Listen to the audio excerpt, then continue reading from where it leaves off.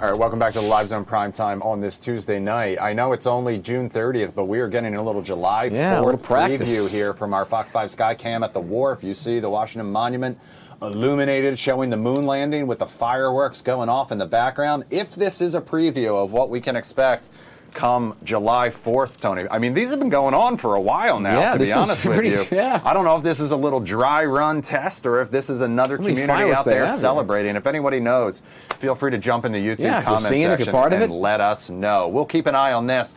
In the meantime, though, we want to move on and talk about some organized crime here in the nation's capital. And so, as you know, they're parked along the National Mall, right in the shadow of the Smithsonian. Food trucks selling ice cream, snow cones, and shawarma to millions of tourists every year. But a new investigation finds that many of these trucks aren't just skirting the rules. Investigators say they're part of an organized and sometimes violent criminal network, running fire hazards, tax evasion, and turf wars in one of the most visited public spaces in America. Washingtonian food editor Jessica Sidman spent months investigating what's really happening on the mall sidewalks, from unrefrigerated food to leaking propane tanks to a vendor who says he was nearly blinded by a screwdriver over a parking spot. She found that the majority of these trucks trace back to just a handful of owners, protected by lookouts who get paid to watch for police. Jessica joins us now here on the Live Zone Primetime. Thank you so much for joining us tonight, Jessica. Congratulations on truly a fascinating article.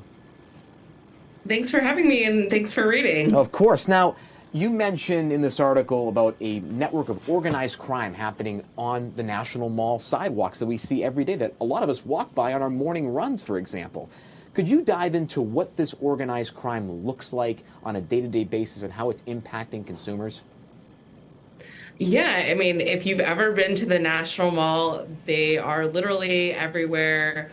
They often don't list prices. A lot of the trucks look pretty beat up. You've probably overpaid for an ice cream cone. But what a lot of people don't realize is that many of these trucks are unlicensed. So they're never inspected by the health department, never inspected by the fire department. There have been trucks that have literally caught on fire, sent people to the hospital right on Constitution Avenue. They're often not paying taxes or licensing fees. They're overcharging credit cards in some cases, and other criminal activity on occasion. And, these aren't just one-off bad actors. A lot of them are part of an organized network that U.S. Park Police calls organized crime. So when you set out to start this story, did you have any idea where it was going to lead and that it was going to be this sort of organized crime, mafia-esque situation? Or did you think it was just a few trucks that were kind of skirting, licenses and, overcharging customers? Yeah, no, I had no idea what I was getting myself into. I think like everyone else, I've seen them for years. I've been covering food trucks since the beginning of the modern food truck era. And, I always saw the weird designs. They have a lot of strange cartoon characters, and they just look like color explosions. And, it's kind of really this story in plain sight. You always see stories on Reddit about people getting ripped off. And I'm kind of shocked that no one had really done a deep dive into, this subject, which is right here on America's front lawn, as so many tourists have experienced these trucks, and locals too. So, but it didn't take long to discover that, there was something more going on. If you sit on the curb for an hour and just watch these trucks, you will see how they interact with each other, and it becomes very clear that they are coordinating with each other. You mentioned so many instances where this is happening in plain sight, and park police officials, they know it. They said it to you yourself, that it is organized crime in plain sight. Why are they unable to really address this and do anything to bring these operators to court? Yeah, I mean, there is actually quite a bit of enforcement. These trucks are constantly being towed. They're constantly being ticketed. But either it's just the cost of doing business for them, and maybe they pay off the tickets and, they build that into their business model, or they just never pay the tickets. And a lot of them aren't based in DC. Many of them come from Virginia, so it's a little bit more complicated to go after them. You also have the issue of where they're located, right on the National Mall, with these converging local and national authorities. The DC is responsible for the roads, but then National Park Service, U.S. Park Police is responsible for the sidewalks. And as I write, it's everybody's problem and it's everybody else's problem. Right. I love that line. That was beautifully said. You wrote about the lieutenant that some of these food truck operators sort of reported to, and that was sort of how you started to put together that, they were kind of working in conjunction together. You say that there are maybe like 4 or 5 people that own a majority of these. And I know that when you went to one of the warehouses, you talked about whether or not you might be able to talk to one of those owners. I know that the person you were with said that there was no chance they were going to give you a name. There was no chance they were ever going to do an interview with you. Now that this article has come out, has there been any sort of response from some of these food truck operators or some of the oversight of these food truck operators? Do they want to share their side of the story? Yeah, no, I mean, I wasn't able to get to the very bottom, or I guess the very top of it, and name names of who these food truck mafia bosses might be. Maybe we'll see if there are follow-ups. I've definitely heard from a few of the legitimate licensed food truck operators who have to compete with people who aren't paying their fair share, aren't paying the same taxes and licensing fees, and going through all the ropes that they need to go through. And, it's not fair to them. And so a lot of them did reach out, and they were happy to see a light showed on this issue. And, I may have gotten to some follow-up tips. I don't want to share too much at this completely point. We'll understand. see if there's Totally get it. a follow-up story at some point. Good. But I think universally, people are very frustrated with these rogue trucks. Now, vendors that you talked to described, as I said in the opening, violent turf wars that really start to come out between these trucks across the National Mall, with one situation being where one was nearly blinded with a screwdriver over a parking space. How common is this kind of violence that we're seeing out in the National Mall? I mean, I don't think it's super common. Again, this is a very lucrative business, right? So, U.S. Park Police did make the point that they don't want to break the law so much that they're going to take away their economic opportunity. But you do see some instances of vendor-on-vendor violence, if you will. The U.S. Park Police had mentioned trucks that will literally run into each other, run over people who are holding parking spaces. There was an incident a couple years ago where a food truck operator pulled out a Glock and put a bullet in it to try to intimidate another vendor. And then, the situation you mentioned, a guy I spoke to, a food truck worker who had this parking spot, and another food truck operator pulled up and said, "I want your spot." They got in a fight.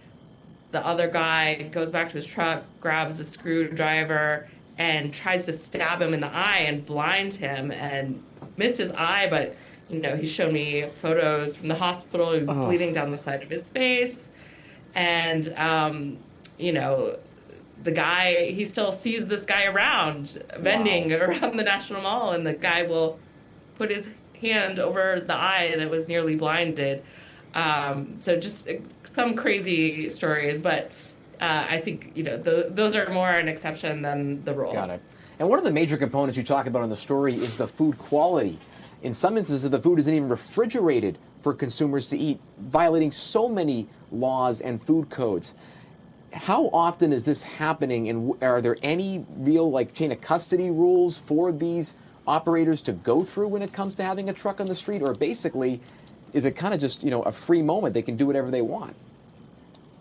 Yeah, and I don't even think we know the true depth of the problem because they aren't inspected, right? Yeah. And oftentimes when health inspectors or any other DC investigators or US Park Police try to approach these trucks, it's not just like a restaurant where they can enter, they will drive away and they will flee before any problems can be found. That said, investigators have found things like moldy milk, trash all over the dashboard, family of rats that moved into a truck. And I know just personally, from what I've witnessed firsthand, I've seen trucks that don't have the generator running. And when you don't have your generator running, you're not refrigerating any food. So, always listen out. You can hear the generators running. Yeah. If you don't hear a generator, that's a bad sign. That's a good tip for anyone Very good. visiting down there, obviously. So there is some disagreement among local leaders over how to punish people who maybe don't have the proper permits or licenses for down there. I know it was decriminalized to vend without a license, but what are the options moving forward to sort of not only protect people, but protect, other vendors who want to set up shop down there? Yeah, that's a really good question. And there is actually legislation moving through the DC Council right now that would give the Department of Licensing and Consumer Protection, which is one of the main agencies regulating food trucks, more power to crack down on some of these bad actors. So, for example, the ability to potentially permanently seize particularly problematic trucks, the ability to call a private tow company, which they can't currently do, get a tow truck out there faster. And then the mayor has proposed to recriminalize vending without a license, make it a misdemeanor, which could come with jail time. But not everyone is on board with that because DC did so recently decriminalize this kind of, street vending. So I think that will end up being controversial, and we'll see how it ultimately plays out. In terms of the mafia, like the mafia situation and this kind of visual for a lot of people, are there certain scare tactics beyond what we talked about that we kind of see in, organized crime from years ago? There's intimidation tactics. New vendors couldn't come in. There was sort of this this group of people that are consolidated. Are there certain tactics that are taking place now that make it harder for legitimate vendors to come in and build a business? Yeah, one food truck operator I spoke to, one who's licensed and legitimate, she was saying how during the pandemic, she tried to vend around the National Mall, and she was very, she had like a lottery. There's a lottery system for spaces, Right. And she had a space, and these guys kind of puffed their chests out and were trying to intimidate her and blocking her parking spot. And, she's heard stories about people having their generators stolen, that they have weapons on board. And so, she doesn't want to have anything to do with that.